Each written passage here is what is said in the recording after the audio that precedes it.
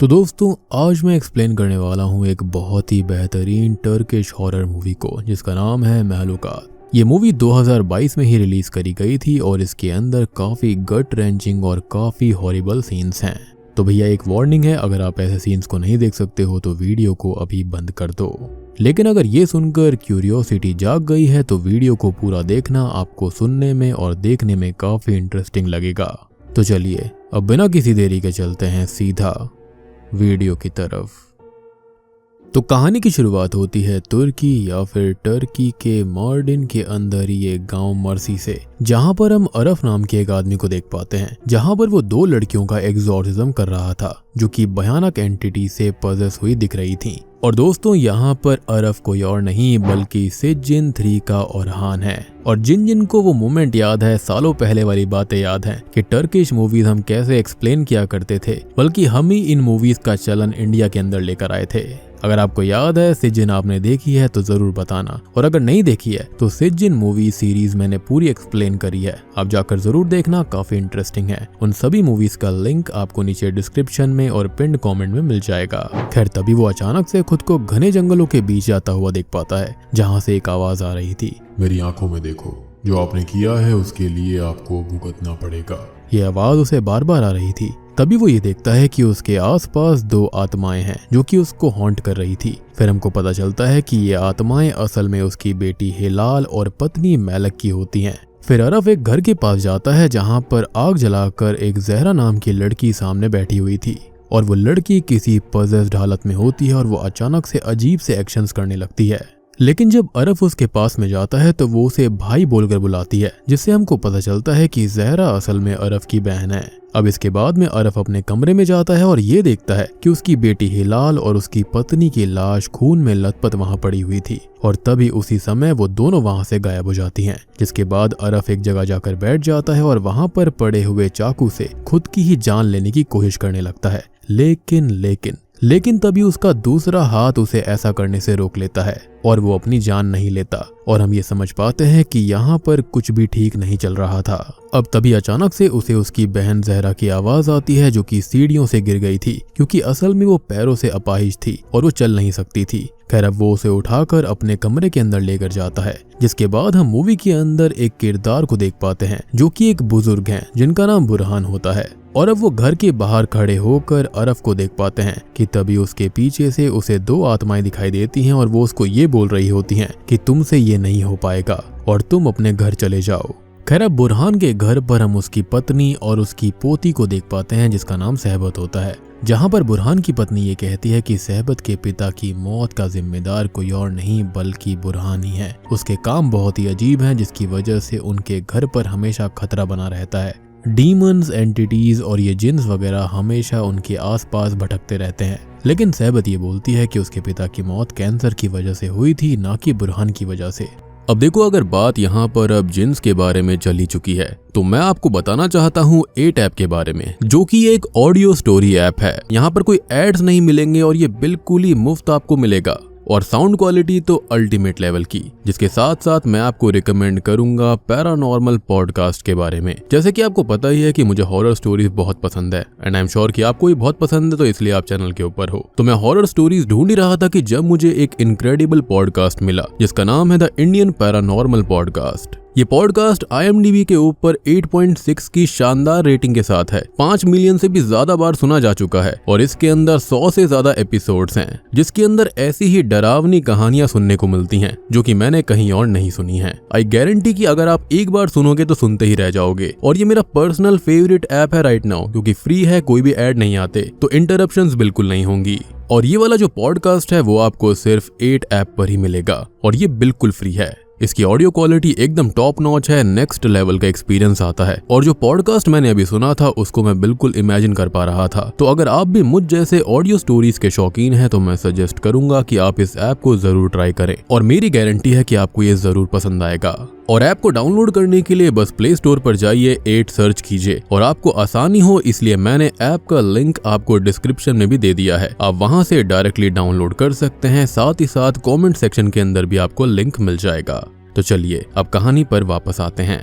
जिसके बाद में ये दोनों सो जाती हैं। अब आधी रात को चप्पल की आवाज सुनकर बुरहान की पत्नी की आंखें खुल जाती है तो वो ये देखती है कि सहबत उसके साथ ही सो रही है और नींद में कुछ चैंटिंग कर रही है कि तभी बुरहान की पत्नी के ऊपर चादर से कोई एंटिटी उसको दबाने लगती है, उसकी हालत खराब कर देती है। लेकिन तभी सहबत उसको उठा देती है और उसको ये बताती है कि वो तो अभी अभी बाथरूम से आई है। और ये सुनकर बुरहान की पत्नी बहुत ही ज्यादा डर जाती है क्योंकि उसने सहबत को अपने ही बगल में सोते हुए देखा था। यानी कि चीजें यहाँ पर काफी खतरनाक चल रही थी। यानी कि एक तरफ तो अरफ था और यहाँ पर बाकी बुरहान की फैमिली थी और इन दोनों के साथ में ही ऐसा क्यों हो रहा है तो इसके असली पत्ते तो अंत में ही खुलेंगे। लेकिन इतना तो हम समझ चुके हैं कि यहाँ पर जो बुरहान है वो जिन्स और डीमंस वगैरह से डील करता रहता है, तभी उसके साथ और उसके परिवार के साथ ऐसी चीजें हो रही थी। और अरफ भी शुरुआत में यहाँ पर पोजेशन को दूर करने गया था और उसके साथ भी इसलिए ये सब हो रहा है।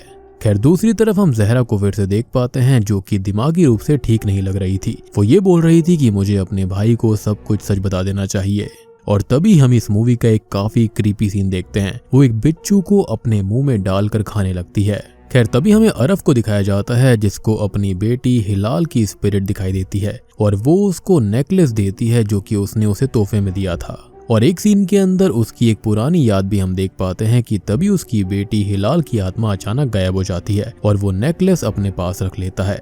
खैर वहीं दूसरी तरफ बुरहान अपने घर पहुंचता है जहां पर उसकी पत्नी उसे ये बताती है कि उनका बेटा उसके सपने में आया था और उसने ये बोला कि मेरी जान एक्सीडेंट की वजह से नहीं गई थी बल्कि उसके पति बुरहान की वजह से गई थी। जो उसका प्रोफेशन है वो बहुत ही खतरनाक है। खैर तभी हमें बुरहान की दूसरी पोती ईज भी दिखाई जाती है और वो अपनी माँ और नाना के साथ उसके बगल वाले ही घर में रहते थे। यहाँ पर जो ईज की माँ है ना वो भी बुरहान को अपने पति की मौत का जिम्मेदार मानती है। एनीवेज अब बाथरूम के अंदर ईज अपना मुंह धो रही होती है कि तभी उसकी माँ बहुत ही क्रीपी आवाज में ये बोलती है कि डिनर टेबल पर आ जाओ, आज तो तुम्हारे पापा भी हमारे साथ हैं। और जब ईज वहां पर जाकर देखती है तो नजारा देखते ही उसके होश उड़ जाते हैं। उसकी माँ बहुत ही खतरनाक तरीके से उसके पिता को काट काट कर मार कर खा रही थी और तभी खून में लथपथ उसकी माँ उसके पीछे आ जाती है और ये सब देखते ही ईज को दौरा पड़ने लगता है और वो अनकॉन्शियस हो जाती है। तभी यहाँ पर हम रियल सीन में आते हैं यानी कि प्रेजेंट टाइम में और उसकी माँ और नाना आकर उसको संभालते हैं क्योंकि यहाँ पर वो एक सपना देख रही थी क्योंकि वो खड़ी खड़ी सब कॉन्शियस थिंकिंग में चली गई थी। अब दूसरी तरफ हमें अरफ को दिखाया जाता है जहां पर उसकी गोद में उसकी बेटी हिलाल लेटी हुई थी और अरफ काफी ज्यादा रो रहा था। ये बोल रहा था कि मैं अपने परिवार के बिना नहीं रह सकता और मैं अब जीना नहीं चाहता। अब इसके बाद हम बुरहान को देख पाते हैं जहां पर उसके बेटे की आत्मा उसे हॉन्ट करती है और तभी वो अपनी दूसरी पोती ईज के घर पर जाता है मगर ईज की माँ उसे वहां पर आने के लिए मना कर देती है और बुरहान चुपचाप वहां से चला आता है। वो यहाँ पर इतना तो संतुष्ट हो गया था कि चलो वो लोग सेफ थे। अब कहानी फिर से अरफ की तरफ जाती है जहां पर वो बैकयार्ड में जाकर पुरानी हड्डियों को जोड़कर 2 ढांचे बनाता है और बीच में लेट जाता है। हम नोटिस कर पाते हैं कि ये ढांचे किसी और के नहीं बल्कि ये हड्डियां जो थी वो उसकी पत्नी और बेटी की थी और अब उनकी आत्माएं उसके साथ लेटी हुई थी। और वहीं ईज भी एक पुतला बनाकर उसके सर पर गुब्बारा लगाती है। वो उसको अपने पिता की तरह देख रही थी। तभी हम नोटिस कर पाते हैं कि वो जो पुतला था वो उसके पिता में परिवर्तित हो जाता है जिनसे कि वो थोड़ी देर बात करती है लेकिन अचानक से ही उनका सर फूट जाता है और रियल लाइफ में वो गुब्बारा ब्लास्ट हो गया था। अब ईज को फिर से दौरा पड़ने लगता है और फिर एक बार उसकी माँ और नाना आकर उसको संभालते हैं। अब अरफ के घर पर हम जहरा को देखते हैं जहाँ पर उसके शरीर में कुछ बदलाव देखा जा सकता है। वो न्यूड हो जाती है और अचानक से ही उसका शरीर किसी और ही एंटिटी में बदलने लगता है लेकिन अगले ही पल वो ठीक हो जाती है और नोटिस करती है कि वो खुद से ही ऐसी हरकतें कर रही थी। यानी कि यहाँ पर 3 परिवार थे जो कि पोजेशन के चपेटे में आ चुके थे। खैर अब ईज की माँ को सोते हुए उसके ऊपर एक डार्क फोर्स, एक ब्लैक एंटिटी दिखाई देती है जिससे कि वो बहुत ही ज्यादा डर जाती है और वो हिल भी नहीं पा रही थी। लेकिन कुछ देर के बाद में वो डार्क फोर्स वहां से चली जाती है, एकदम गायब हो जाती है कि तभी हम अरफ को देखते हैं जो कि अपनी बहन जहरा के साथ बैठा हुआ था। उसकी बहन ये बोलने लगती है कि उसकी फैमिली खत्म हो गई, अब कुछ भी नहीं बचा है तो जीने का फायदा क्या है। और जहरा की बातों से ऐसा लग रहा था जैसे कि वो अरफ को खुद की जान लेने के लिए मोटिवेट और प्रेरित कर रही है, जिस पर अरफ ये बोलता है कि मेरे पास मेरी बहन है और मैं उसके लिए जी सकता हूँ। लेकिन ये सुनते ही जहरा काफी डरावनी आवाज में उसको ये बोलती है कि उसी ने अपनी बेटी हिलाल और अपनी बीवी की जान ले ली क्योंकि उसे अपनी बीवी पर शक था कि हिलाल उसकी बेटी नहीं बल्कि किसी और की बेटी है और इसलिए उसने चाकू से गोद कर उन दोनों को जान से मार दिया और बैकयार्ड में दफना दिया। और जब जहरा ने उन दोनों को बचाना चाहा तो अरफ ने उसको भी मारने की कोशिश करी। इसी बीच उसके पैर खराब हो गए, यानी कि अपाहिज बनाने वाला उसे कोई और नहीं बल्कि उसका खुद का भाई अरफ था। लेकिन शॉकिंग बात यहाँ पर यह थी कि अरफ को ये सारी बातें बिल्कुल याद नहीं थी। उसको काफी अजीब लगता है कि ये सब हुआ कैसे था, उसे कुछ भी याद नहीं आ रहा था। अब इन सब बातों से अरफ बहुत ही ज्यादा दुखी हो जाता है, जिसके बाद हम सहबत को देख पाते हैं जहाँ पर उसको ये लगता है कि उसकी दादी उसका गला दबाकर उसे मार रही है। लेकिन अचानक से ही उसकी दादी उठ जाती है और उसको उठाकर ये बोलती है कि उसे दवा चाहिए। अब जब वो पीछे मुड़कर देखती है तो यहाँ पर बुरहान की पत्नी यानी कि उसकी दादी की कब्र हवा में उड़ रही थी और सहबत ये सब देखकर बहुत ही ज्यादा डर जाती है। वो चिल्लाने लगती है, लेकिन तभी बुरहान वहाँ पर आ जाता है और उसको संभालता है। अब वहीं ईस की माँ बुरहान को भी कॉल करती है, लेकिन वो फोन को अटेंड नहीं करता। अब दूसरी तरफ अरफ को एक सपना आता है। वो ये देखता है कि वो अपनी पत्नी और अपनी बेटी को चाकू से स्टैब कर मार रहा है और उसे सपने में ये देखता है कि जहरा उसे गला दबाकर मार रही है। और असलियत में भी हम ये देख पाते हैं कि अरफ खुद को गला दबाकर मार रहा था और यह सब जहरा खड़े होकर देख रही होती है। और तभी हम व्यूअर्स ये नोटिस कर पाते हैं कि जहरा तो अपने दोनों पैरों पर आराम से चल सकती है, यानी कि उसके ऊपर या तो किसी ईविल पावर का पोजेशन है या फिर शायद से वो स्टार्टिंग से ही नाटक कर रही थी और वो ईविल हमेशा से थी। अब तभी जहरा अरफ को मरता हुआ छोड़कर घर से बाहर निकल आती है और हम ये नोटिस कर पाते हैं कि जो बुरहान होता है वो अरफ के घर पर आने की कोशिश कर रहा था, लेकिन जो ईविल पावर होती है वो घर के बाहर आग लगा देती है। और हम ये देखते हैं कि वो बड़ी आसानी से आग को पार करके अरफ के पास अंदर पहुंच जाता है और हमें कुछ समझ में आने लगता है बुरहान का जो प्रोफेशन है वो आखिर क्या है। बुरहान यहाँ पर चैंटिंग करने लगता है और अरफ को होश में लाने की कोशिश करता है और हम उस एंटिटी को देख पाते हैं जो कि हूबहू अरफ जैसी दिख रही थी, यानी कि एक ही शरीर के अंदर से दो आत्माएं बाहर आने को हो रही थी। एक तो रियल अरफ था और एक दूसरी एंटिटी थी जो कि उसका रूप लेकर बैठी हुई थी। खैर अब इसके बाद में फाइनली अरफ को होश आता है और तब बुरहान उसको सब कुछ याद करने के लिए बोलता है कि ये डार्क एंटिटी आखिर उसके अंदर कहां से आई। और तभी अरफ याद करता है कि वो तो दो पजेस हुई लड़कियों का एग्जॉर्सिज्म करने गया था और यही सेम चीज हमने मूवी की शुरुआत में देखी थी। और दोस्तों अभी यहाँ पर खुलते हैं इस मूवी के असली पत्ते। असल में उस एंटिटी ने अरफ को ट्रिक कर लिया था कि उसकी एक फैमिली है और उसने अपने हाथों से अपनी बेटी और पत्नी की हत्या करी थी, यानी कि वो जिनका एग्जॉर्सिज्म करने गया था उन एंटिटीज ने उसको ही पजेस कर लिया और उसको ट्रिक करवाया कि उसकी एक फैमिली है और उसने उनको मार दिया था। यानी कि असलियत में अरफ की कोई भी फैमिली नहीं थी और ये डार्क एंटिटी खाली उसे खुद को मारने के लिए ट्रिक कर रही थी, लेकिन वो अपने ईमान का काफी पक्का था, इसलिए ही डार्क एंटिटी ऐसा नहीं कर पाई। और मूवी के बीच बीच में हम बार बार देख रहे थे कि एक तरफ तो ये डार्क एंटिटी अरफ को मारने की कोशिश कर रही है, यानी कि उससे खुद को मरवाने की कोशिश कर रही है, लेकिन अल्टीमेटली बार बार अरफ खुद को बचा लेता था। और सबसे बड़ी बात कि यहाँ पर ये सारी कहानी सालों की नहीं है, बल्कि यहाँ पर इस पूरी कहानी में खाली एक रात बीती थी, लेकिन इस खतरनाक जिन ने उसको ऐसा एहसास दिलाया कि वो कितने सालों से दुख को झेल रहा है ताकि वो खुद को खत्म कर ले। और तभी वो अपने जेब से वो नेकलेस निकालता है जो कि उसकी बेटी ने उसको दिया था, यानी कि उसको ऐसा लग रहा था, लेकिन वो तो असल में एक लकड़ी का टुकड़ा था। और ये सब उसी एंटिटी यानी कि जिन ने ऐसा किया।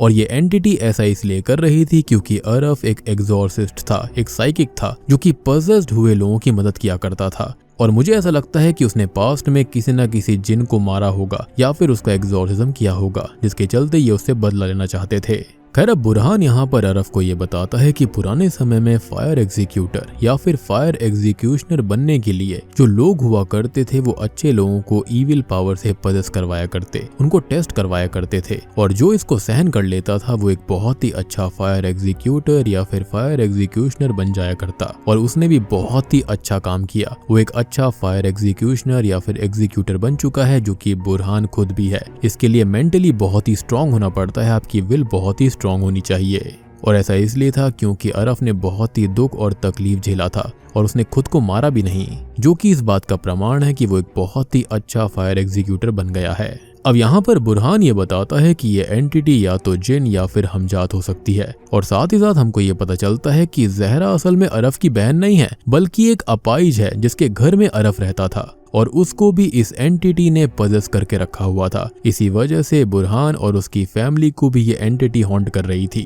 क्योंकि ये जिन और हमजात ये जानते थे कि जो बुरहान है वो यहाँ पर अरफ की मदद कर सकता है, इसलिए वो उसको वार्निंग दे रहे थे कि तुम दूर रहो, अगर पास आओगे तो तुम जला दिए जाओगे। लेकिन बुरहान यहाँ पर बिल्कुल नहीं डरा और यही रीजन है कि बुरहान ने अपनी दूसरी पोती और उसकी माँ का फोन नहीं उठाया था। वो समझ गया था कि उसे क्या करना था। वो जानता था कि जब तक वो इन एंटिटीज को दूर नहीं करेगा, जिन्स को खत्म नहीं करेगा, तब तक ये उसका पीछा नहीं छोड़ेंगे। और तभी बुरहान यहाँ पर अरफ को याद दिलाता है कि उसे अपना अधूरा काम पूरा करना होगा, यानी कि एग्जॉर्सिज्म को खत्म करना होगा, तभी ये सब खेल खत्म होगा। तभी जहरा को खाली जगह में अरफ लेकर जाता है और उसका एग्जॉर्सिज्म करता है, जहाँ पर उसके अंदर की ईविल एंटिटी बाहर आने लगती है और वहाँ पर वो दोनों लड़कियां भी आ जाती हैं जिनको हमने मूवी की शुरुआत में देखा था, यानी कि वहाँ पर जो जिन्स थे वो अभी भी उनके अंदर से बाहर नहीं आए थे।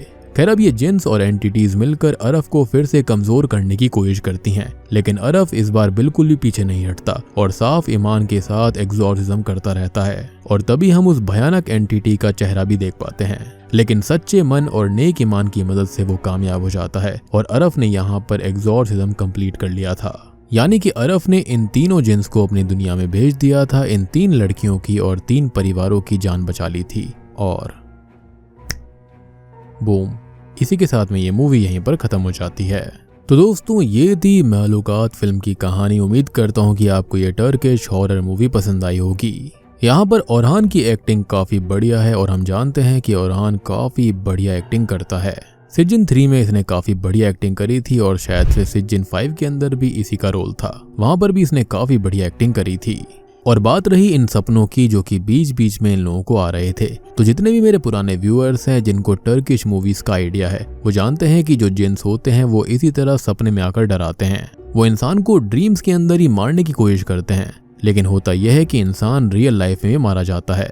इस मूवी के अंदर हमको ये दिखाया गया है कि अरफ का एक टेस्ट चल रहा था, जिसके चलते वो एक परफेक्ट एग्जॉर्सिस्ट बन जाता है, एक फायर एग्जीक्यूटर बन जाता है, जिसके लिए एक बहुत ही स्ट्रॉन्ग विल चाहिए होती है, जो कि उसकी पहले से ही थी। तो आपने नोटिस करा कि इस मूवी के अंदर जिन्स को कितना ज्यादा पावरफुल दिखाया गया है। जिस व्यक्ति का कोई भी परिवार नहीं था, उसको ऐसा फील करा दिया जैसे उसका परिवार था और उसने उसको खत्म किया, वो भी कितने सालों से ऐसी सफरिंग उसकी चल रही थी। मूवी का कॉन्सेप्ट तो काफी सिंपल सा है, लेकिन मूवी के अंदर के जो सीन्स हैं वो काफी भयानक हैं, स्पेशली वो स्कॉर्पियन खाने वाला सीन। और जो ईज की माँ अपने पति को खा रही थी, वो भी काफी क्रीपी सीन था।